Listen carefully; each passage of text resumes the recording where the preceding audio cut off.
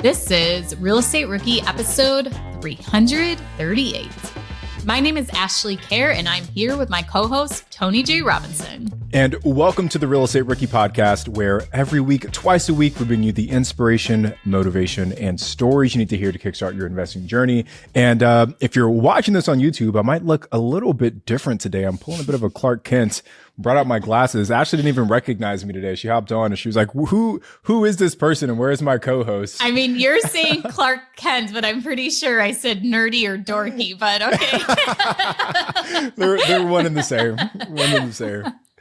But no, we all jokes aside, guys, we got a good episode today. We're hitting you guys with another rookie reply, and we've got 4 questions that we're going to cover today. We talk a little bit about like, hey, if you're in that stage of choosing your market, what are those data points that you should be looking at to know if a market is a good market or not, which is an important thing to consider today, especially in 2023. As you're thinking about investing, we talk a little bit about paying contractors. What's the right way to do that without getting maybe scammed by a contractor, and how do you make it easy on yourself as well? Yeah, and we talk a little bit about credit card hacking and how you can incorporate that into your contractors paying for materials for your rehabs and your projects.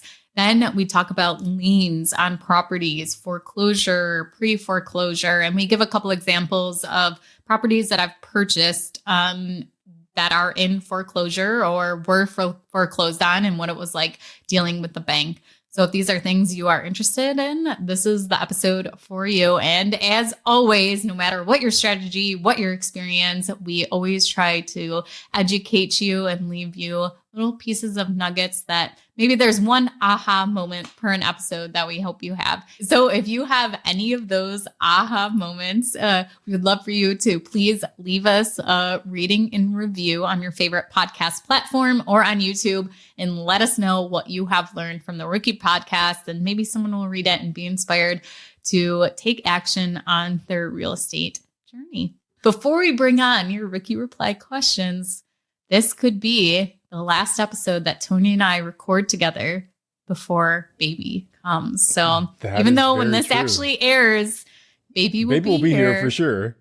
But we are counting down the days before Tony is on his paternity leave, and we will have separation anxiety from not seeing each other every single week on Zoom, sometimes twice a week. So be lots of FaceTiming with the baby, I'm sure. But yeah, so if you haven't already, make sure you congratulate Tony, because by the time this airs, he'll have a little newborn baby girl. Exciting times, guys.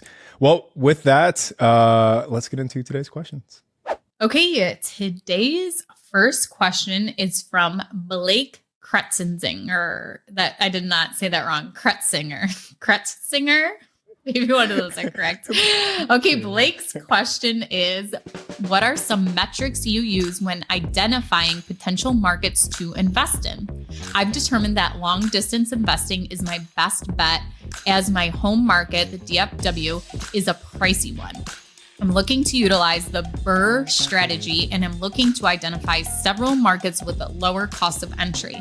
The main factors I'm assessing as of now are population growth, median home price growth, crime levels, average household income growth, and job growth. What would you add, take out of my analysis? Tony, I see you vigorously writing down notes. What do you got? So I think there's a few pieces to this, right? So Blake, first, it's a fantastic question, and one that I think a lot of rookies are thinking about. So I'm glad we get to discuss this. But before we even get into like, hey, what are the like data points I should be assessing when I'm looking at a market? I think the first question you have to ask yourself is, what is my motivation as a real estate investor? Like what is the actual purpose that I have for investing in real estate? And typically there's like 3 big buckets that you kind of fall into. There's cash flow, there's appreciation, and there's tax benefits. right? Cash flow, appreciation, tax benefits. And usually you're trying to balance those three. And if you're investing in short-term rentals, there's a fourth one, which is like vacation. So maybe you just want to like subsidize the cost of you owning a vacation home somewhere. But cash flow, appreciation, and tax benefits. So between those three, I'd say gauge which one is most important, second important, third important. So kind of prioritize those into a list. And then that's going to help you determine what are the underlying metrics that are more important to you. because you have, population growth, median home growth, crime levels, household income, job growth, et cetera. But what if your goal is really just cash flow right now today? Then maybe you're not as concerned about average, like median home price growth, right? Because that's not as important to you. What you're really focused on is, how do I maximize my cash flow? And if that's your ultimate goal, then maybe you're not even as concerned about crime levels, because you're like, hey, I'm fine going into a war zone if I can get a 40% cash on cash return on a traditional long-term rental. So I think the first piece is understanding which of those three is most second and third most important. What are your thoughts, Ash? So a while ago, Steve Rosenberg, another investor, and he does a lot of like business coaching and consulting. And we sat down and we actually made a market analysis worksheet as to like, here are the things that you should be looking at when analyzing a market. So I'm just going to read them off real quick. And it was really interesting to see our different perspectives as to what was more important to each of us. And then we kind of combine them. So look at 3 different job industries. You want to make sure that there's not just one industry that supports the towns, because if that, facility closes, then majority of people are out of work and they're relocating. So you want to look at the 3 major job industries that are there: population growth, average home value, average rent, the price to rent ratio. So how much are you purchasing these property for, and what would be the rent that you'd get out of it? The tax assessment percentage. So how much are you paying in property taxes? What's the percentage based on the home's appraised value? The utilities, if there's anything unique. So around here, a lot of homes are heated with natural fuel. So we have lines that are run from the road, just like you'd get your electric, whatever. And then the gas heats your house, the natural gas. And sometimes there is not that available, and you actually have to get propane tanks and hook them to the house. And then you have to have a propane truck come and fill the propane tank. So looking at different things like that is to, are there unique things that may, determine the home's value? Like, it definitely is a lot more convenient to have natural gas supplied to your house than actually having to come and get your propane tank refilled. So different things like that. Then seasonal maintenance. Are you going to have to worry about snow plowing? Are you going to have to worry about the snow load on the roof? Specialty insurance. Are you in a flood zone? Are there hurricanes? Are there, kind of natural disasters that happen? You have to have specialty insurance, earthquake insurance. The average age of renters, average income of renters. You want to make sure that the average people in that market can actually afford what you would want to list your unit for rent. Average education level, percentage of homeowners versus percentage of renters, the crime statistics, and the school district rating, the average age of properties. So if you don't want to get into renovating a 1900s home, don't buy in an area where the majority of them, like where I live, are from the 1900s. The average vacancy rate in the area for other landlords, and then are there multiple exit strategies? So if you are buying this as a short-term rental, would it also work as a long-term rental, or vice versa? So those are the things that we had on our list. And I'm going to give you 2 resources to find a majority of this data without having to go and search for it. The first one is brightinvestor.com, where you can put in the zip code, the neighborhood that you're looking in, and it will give you a lot of this market research. And then the other one is neighborhoodscout.com, where it'll give you a wealth of information too. There are some free capabilities that some information you can pull from these, or you have to pay. So I think like Neighborhood Scout, you can like pay per zip code or something. And I think it's like $20 and you can get the full report. So those are my 2 recommendations as to some place to get you started, so you're not having to find and Google and search every single little piece of information. That was a great breakdown, Ashley, of like all of the different data points to look at. And the insurance one really hit home with me. So for those of you that have been listening to the podcast for a while, that part of the reason that my Shreveport house, that deal kind of fell apart, was because the flood insurance premium like quadrupled from one year to the next, and almost immediately made that house unprofitable. So understanding those nuances, I think, are pretty important. But everything that Ashley just went over, I guess let me take a step back. There are two types of data that you want to consider when you're considering a market to invest into. You have your quantitative data, and then you have your qualitative data. So quantitative is everything that Ash just talked through, right? Like vacancy, job growth, flood insurance premiums, things like that, right? Your qualitative information, your qualitative data, that comes from conversations. So that's you talking to local property managers in that market and getting a sense of, hey, where do you feel this market is moving? Like what are the pockets that work well? What are the pockets that don't work well? Where should I avoid? Where should I focus on? Talking to local real estate agents in that market, right? A good agent should know their market like the back of their hand. I love my agent in Joshua Tree because this guy is just like an encyclopedia of everything happening in and around that city. He knows what laws are getting passed. He knows what the city council is talking about. Like he's just tapped into everything. So a good agent can also give you a lot of that qualitative information. And then the third place to look for that is other real estate investors in that market. So go to your local meetups, right? Get active in Facebook groups that are local to your city and try and have conversations with folks to understand what has their journey been like, because the data is going to point to, to one thing, right? The data is going to paint one type of story, but you can really get that full picture by talking to someone and really understanding their unique experiences, because there's always fuzziness in data. Like you can never be 100% certain just by looking at numbers, but you can build that confidence in your decision by talking to someone that's investing in that market. So if I wanted to invest near Buffalo, New York, I'm not just going to look at the data. I'm going to go to Ashley. I'm going to say, Ashley, give me the playbook. Like, what should I be focusing on? What pitfalls should I avoid? And Ashley could probably rattle those off like the back of her hand because she's done it so many times. So you want to look for the quantitative and the qualitative data. And I think when you're deciding what markets to actually analyze, start where you have those kind of opportunities, whether maybe it's your hometown. So you know some of the streets, you know the areas, you know what's good and bad, or you have a boots on the ground, you know somebody that you can ask those questions to. That's a great, just to like an idea. It may not work out to be the market that works for you, but that's like a great place to start, is where you have those advantages. Just one caveat that we should add to that too is that it's good to have both. I see some mistakes that some people make is that they only rely on the qualitative data and that they don't focus enough on the quantitative. So just because someone says, Orlando, Florida is a great place to buy a short-term rental, or St. Louis, Missouri is a great place to flip a home. Just because you see that on TikTok or Instagram or YouTube or wherever, don't let that be the only, like data point that you use to then go out and invest all your money into that market. So the qualitative is a good balance, but you want to make sure that you're still getting both of those. And verify and verify data. Yeah. Yeah. Okay. So the next one is from Inka Comstock.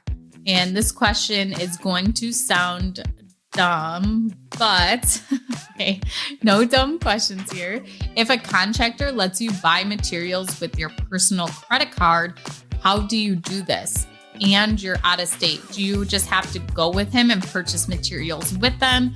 What options are out there? So this is where, how much do you trust your contractor? Will you actually make them an authorized user and they get their own credit card to use, and you know what transactions are coming from them because it's a credit card that has their name on it? And to add someone as an authorized user, you don't typically need their social security number or anything like that. You just need their name and address to have them added on.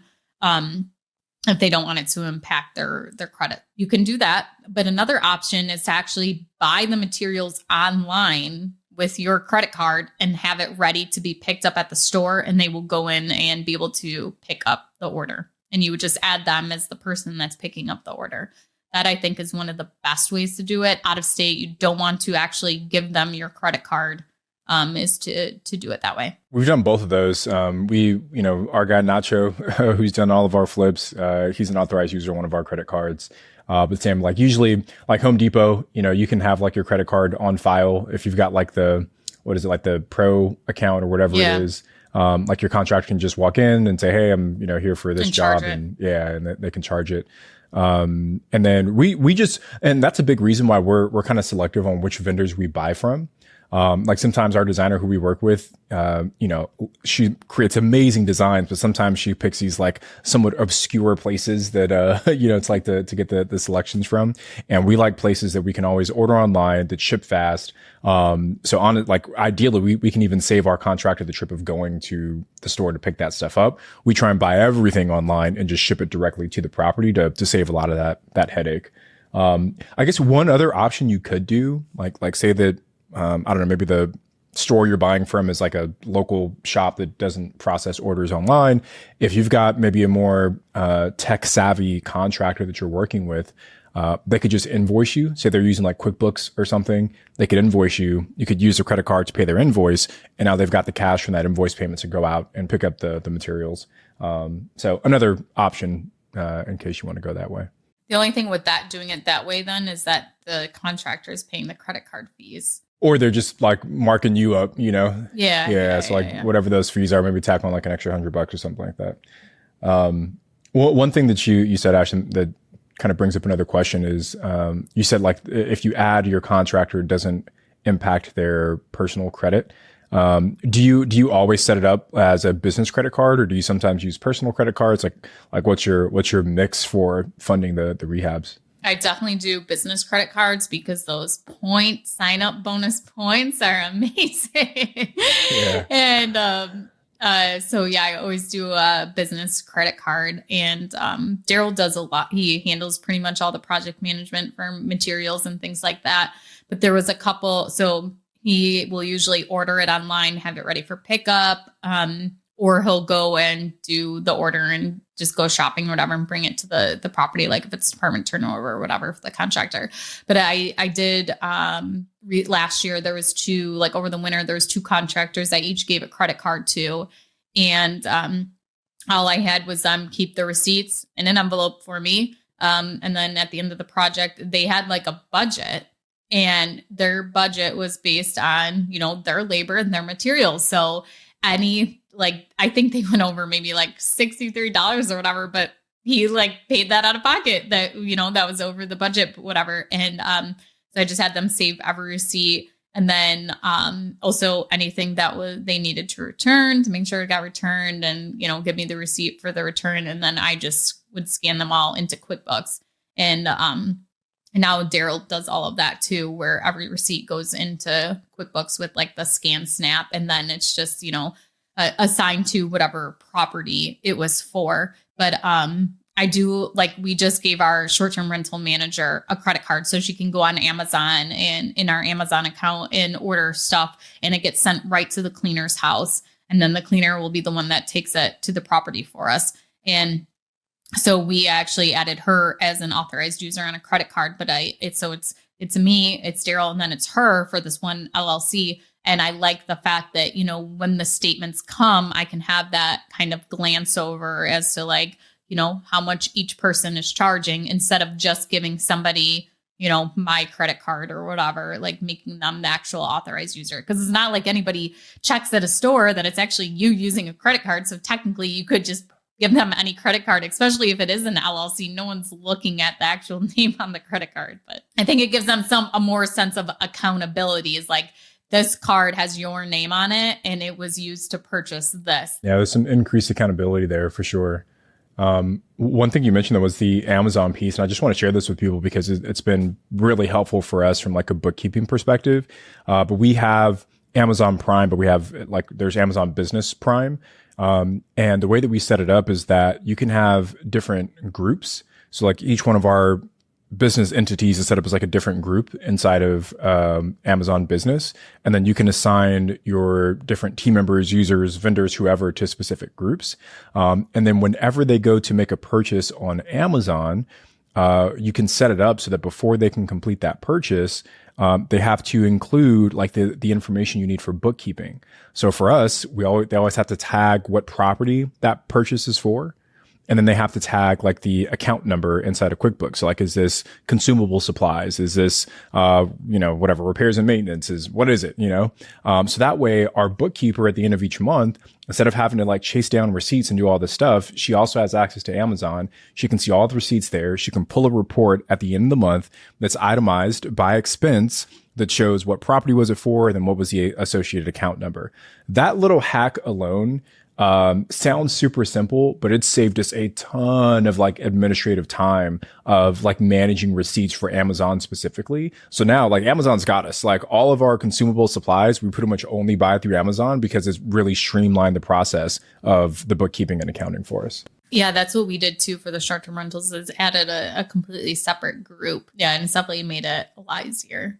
But did you know that with Amazon Prime Business, they don't include Prime Video anymore? You got to pay extra for that now. It used to be I did not know that. And I don't have like a personal Prime account, so I had to shell out the $11.99. Actually, you don't have a personal Prime account? Why don't you you just ordered all through the business? Yeah, like I have like one of the groups is me personally, along with my 4 siblings. That's my contribution to my family. My brother has the Netflix. I contribute to Amazon Prime. And, I got to set it up that way because we have Apple TV Plus, we have Prime, we have Amazon Prime, we've got Disney Plus, ESPN, Hulu, that whole bundle. Like, it's ridiculous now. Like, we're spending almost as much on these streaming services as we were on like traditional cable. And we still have cable, which makes no sense. Yeah, we just had to buy YouTube TV because that was the only way we could watch football games. Is that because like last year we were like downloading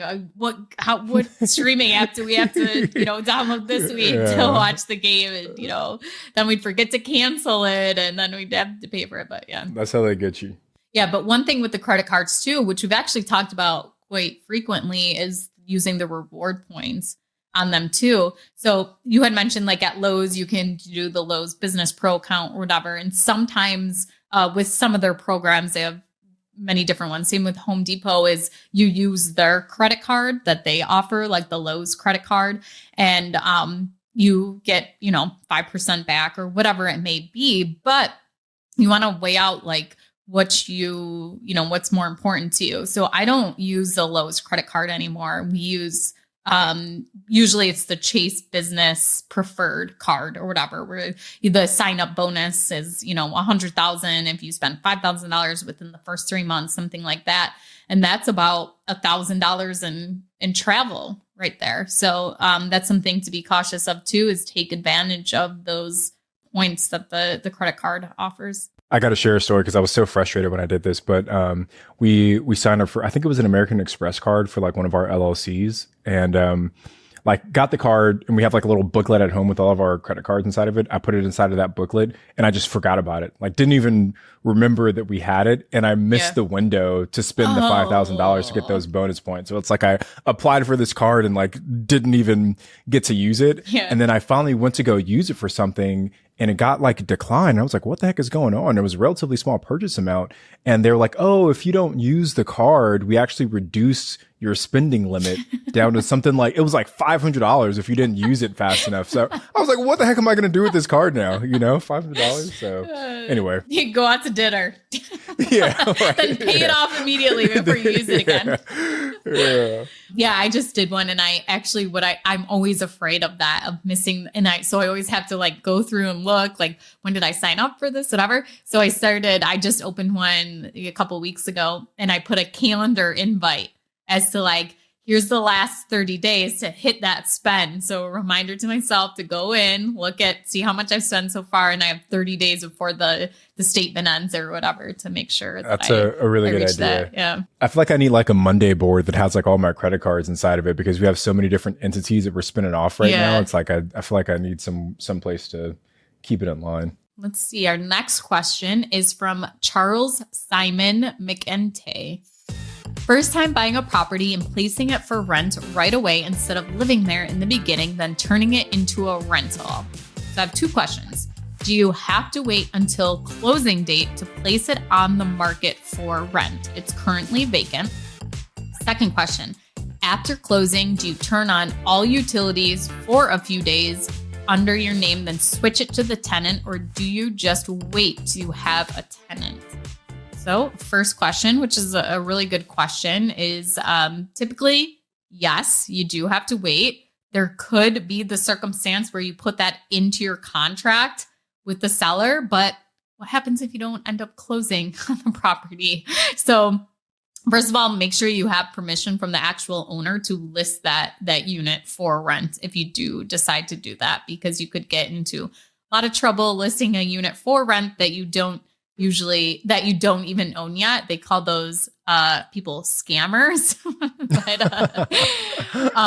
So I would get permission from the seller to do that and get something in writing saying that it is okay, and make it very clear that the house is not available for showings or whatever until, a specific date in the listing. And I would not accept any kind of application or deposit or anything until you actually own the house. Ash, what do you think about like using like the coming soon feature that you see on some listing platforms? So maybe Charles could list the property, but not, like you said, really allow anyone to do anything, but they can see the photos. They can submit their interest, but not necessarily apply. What are your thoughts on that? Yeah. So in AppFolio, they have what's called guest cards. So it's like the first step of somebody being interested, where they, fill out a little bit of information about themselves. And like that could be a great first step, as you're just collecting your list so that when you do close, you can contact these people and say, hey, I'm doing a showing this day, or, start to say that it's now available. But yeah, I think that's a great idea to do the coming soon for sure. I didn't even think of that. Okay, for the second part, after closing, do you turn on all utilities for a few days under your name, then switch it to the tenant, or do you just have to wait for a tenant? Utilities and insurance when acquiring a property, you guys would be so proud of me. I closed on a property on Friday and everything was done at least 4 days in advance. Usually it's the day before. But for this, so think about it, especially since it's vacant and you're going to want to show the unit, and you most likely won't have a tenant lined up because you're not showing it before you own it, is you want to have the lights on. You want to have, the gas on. Here's what has happened to me a couple times when I forgot to switch the utilities, is that I then own the property. Well, the person that sold me the property, they call and say, I no longer own this property. If nobody else has called to switch it into their name, the utilities get shut off. So when the utilities are shut off, especially for gas, when they come and turn them on, they give you a time frame from 8 a.m. to 5 p.m. that they will be there. And someone has to be there to let them in. There also has to be some kind of appliance in there, like a stove, where they can turn it on to make sure, it lights the gas. There's, everything is good. And they also check all the pipes for gas leaks. So if you have a little tiny gas leak, a little pinhole, they will not turn your gas on.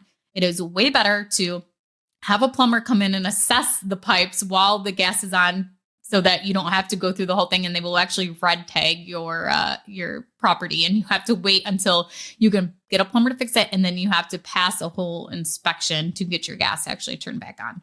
So having utilities stay on is worth you making that phone call, and sometimes you can do it just online too. You don't even need to call anymore.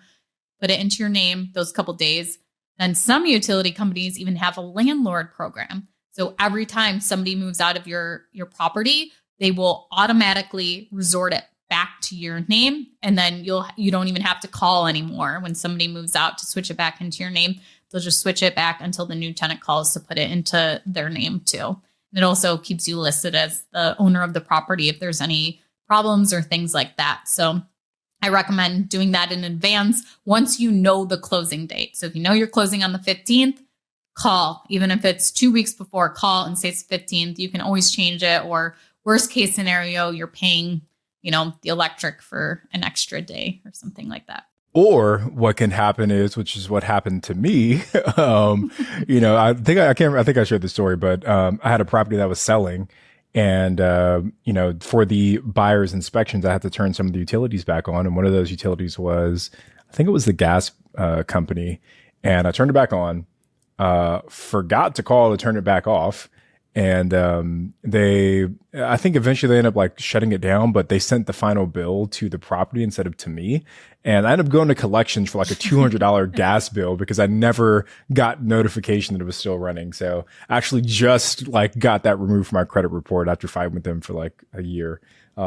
So if you are going to do it, just make sure that you're like Ashley, that you're planning it out correctly. And that you're not like me and forgetting that you have these, utilities turned on at certain properties. Yeah. And that was one thing that actually, I didn't get anything sent to collection. Actually, I think I did get one thing sent to collection when I left my property management company. I found out there was a lot of bills that weren't being paid, things like that. And a couple of them were utility bills where tenants had moved out and they put it into my name, and like the billing address was the property management company. Yeah. Like they got the bills, they had to get the notices, things like that. Didn't send them to you. Yeah. And this was even when they were managing it. It wasn't like they were done yet. Like this bill was from like January and they managed until May. So there's just like that I remember. And I remember getting the letter like that. I think it was like going into collections or something. Yeah. And I'm like calling and like, what is this even for? I don't even know. And right. yeah. And, so nerve wracking. Like, that's like the worst feeling, like to like be surprised that you're going into collections. Like I was literally applying for a refinance and my lender calls me. He's like, "Hey, Tony, like, we're still going to be able to close, but your interest rate isn't going to be what I told you because you've got this collection account." I'm like, collections? Like, I've never missed a bill in my life. Like, what are you talking about? And yeah, anyway, learn from my mistakes. Just be on top of that because it can hurt you in the long run if you're not. Yeah. My one business partner, he was going to buy a new business with his dad and he had to be like approved. It was like a franchise thing and he had to be approved by the franchise and he was denied. And it was because he had a Spectrum cable bill that was unpaid from when he lived in one of his dad's apartment complexes and stuff. And it was just like this whole thing. And, he paid immediately, but he was so embarrassed because it like went to this franchise group. He's trying to, start this business with and everything. Like you can't even pay a internet bill and you want to buy a franchise. But just if you do find yourself in that situation, you can get it removed from your credit report. You have to ask for what's called a deletion letter. So like, basically I called these people. I said, "Hey, look, I'm happy to pay you your money. Like I just need a deletion letter." And part of the beef was that I wanted the deletion letter before I actually paid it. That way I could make sure that I actually got it. Right. But they were just like paying hardball. So eventually I just like paid them the money up front and they sent the deletion letter afterwards. And you submit that deletion letter. They'll do it as well, but then you can submit it yourself to like the credit bureaus to actually show that it's paid in full and it comes off of your credit report. Wow. So yeah, I learned a lot about removing things from your credit report. You know what? I'm glad you went through that experience so that if that does happen to me, I know what to do now. You don't have to freak out about it now. Yeah. Okay, let's go on to our next question here. This one is from Kristen Marks. Good morning, everyone. Thanks for adding me. So this must be a question from our Real Estate Rookie Facebook group. If you want to leave a question, you can definitely leave it into the group or you can go to biggerpockets.com/reply. Kristen says, "I'm new to real estate investing and have a question. If I am looking at a pre-foreclosure and there are liens against the property, can I still buy the property from the buyer or do I have to go through any lawyer or get it okayed from the bank? Thanks in advance. I'm excited to be starting this journey." Tony, have you ever bought anything in foreclosure or pre-foreclosure? I have not, but I think it might be even good, Ash, like define a few of these terms, right? So like, what is foreclosure? What's a lien? And kind of what does that process look like? So foreclosure is when a person who owns a home or someone who is paying a mortgage, right? They have debt, they have a mortgage against their property, and they stop paying that mortgage payment. The bank then comes in and repossesses the property. So they, take ownership back, and they foreclose on the person that owns the property, right? So it's for failure of payment on your mortgage. And then the bank now owns that property and then they want to get it sold as fast as they possibly can. Pre-foreclosure is like the step right before the bank takes it back, because banks don't want to. They don't want to be in the business of owning real estate, right? They're in the business of lending money and making money on the money that they lend. So if they can find a way to, short sell that property if it's necessary, or whatever they can do to get out of it before they actually have to foreclose and take full ownership, they'll do that. So that's that pre-foreclosure process. And then a lien itself is basically, I guess, how would you describe a lien? It's like someone has a claim against a property. Money is owed to that person. And Yes. when the property sells, they are entitled to payment from the sale of that property. Great definition. So like one common one is, you have a line of credit. So you have your mortgage and then you go and get a line of credit for $10,000. So if your house sells, you have to pay back that $10,000 or whatever the balance is due on your line of credit. Or there's also, what is it called? A contractor's lien, or is it Mechanics lien? Mechanics lien. I was like, I know it's not contractor. Yeah. What is it? So if you have somebody that comes and does work on your house and you don't pay them for that, they can go ahead and put a mechanics lien on your property too. So like anyone that has a mortgage right now, like whether you realize it or not, you have a lien against your property, right? So before you go off, like say you sell your property and maybe you bought it for $200,000, you're selling it for $1 million.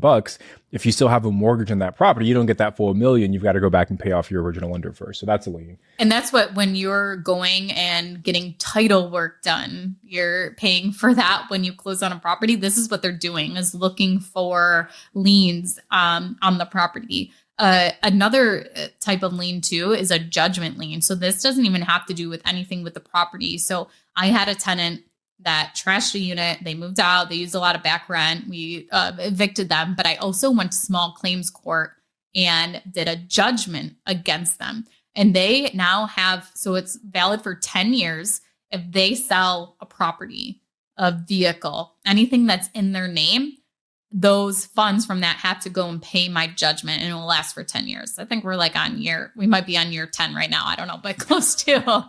And I think it's maybe year 8. Then I don't see myself getting anything from it. Let's just cross your fingers, Ash. They like win the lotto or something, and they come into this big chunk of money and then you get paid out. I did see them at Verizon shortly after that all happened, and they're in there buying a brand new iPhone or whatever. And I remember them like waving at me saying hi. And I was fuming. I was like, how can you even look me in the face right now? And I did wave back. I literally think that I shook my head at them, like with disgust. Man, that's another reason why I like long distance real estate investing, because if I ever do have to evict someone, I don't have to worry about like bumping into them. Ever seen them? Yeah, true. Okay, so there's all these different types of lien. There's consensual liens, purchase money security liens, statutory liens, non-purchase money security liens. All these different liens that can be on the property. And that's where you want to have your title work done, is to seeing what these liens are that come up.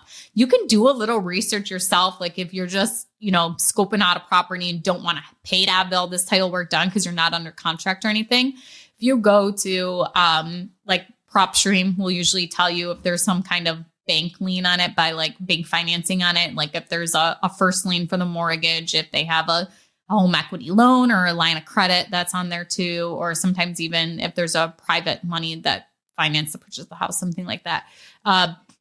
Then you can also go to the county clerk records and you're able to pull up documents from that. So you would actually type in the seller's name and it would give you some documents that would show, sometimes it will come up and show different liens that have been filed against that person in that county. So I would start with the county the property is in and look for anything that comes up with their name too. You can get quite a bit of information from the public record of county clerks. So have you ever purchased, Ashley, a property that has a lien against it? Well, all the time, because there's mortgages. Well, yeah, I guess beyond like the traditional lien, but say something that's got like a judgment lien or maybe like a mechanics lien, or you can have a lien for like unpaid property taxes. Just like, have you purchased any property with a different type of lien? Yeah, so I'm sure there's probably some that I don't even know about, because it was just I'm paying for the property and then the attorneys, have the money in escrow and they're like, okay, when I get my closing statement, would say, okay, like the property I just closed on, it was like, we need 5 different cashier's checks. They, we couldn't wire the money. They wanted the cashier's checks and I had to get 5 different cashier's checks. And One was going to the seller's attorney. One was going to my attorney. One was going to the title company. One was going to the clerk's office, and one was going to the seller's estate. But that could be, it could be one is going to KeyBank, one is going to the private money lender. Like, I'm sure that's probably happened where there's been different liens on the property of what's being paid off. And I'm just oblivious to it because it's just something that's handled through the attorneys and it's on the seller's end and the purchase price covers it. And it's not me accumulating those liens during the purchase. They're being paid off. The one property that we purchased subject to, it was a farm, and we took over the payments for the mortgage from the seller. That's what subject to is when you take over the existing mortgage and it stays in the seller's name. But there was back taxes owed on it, and there was a mechanics lien on the property. The mechanics lien wasn't a lot, but the back taxes, I think, were like $20,000. Paying off the back taxes, the mechanics lien, and then also catching the person up on their mortgage payments that were past due. That was less money than if we would have went to a bank and put a down payment on an investment property. So that deal ended up working out great for us. And that was part of the leverage. If that person would have went and sold that property on the open market, they would have been underwater. They wouldn't have had enough equity to actually pay those back taxes. And they were in pre-foreclosure. We initially approached the bank about doing a short sale. And that was our first idea. And then I learned about we had a guest on the podcast who had done it. And this was even before I had heard of Pace Morby. We had someone on that talked about it. I was like, please send me your documents. I'm going to send them to my attorney. This was Kevin Christensen, right? Yes. That's who it was. Yeah. And so we paid off the mechanics lien, and we paid off the back taxes, and then paid to catch up the mortgage so that it was no longer in default. And then we were able to deed the property into our name.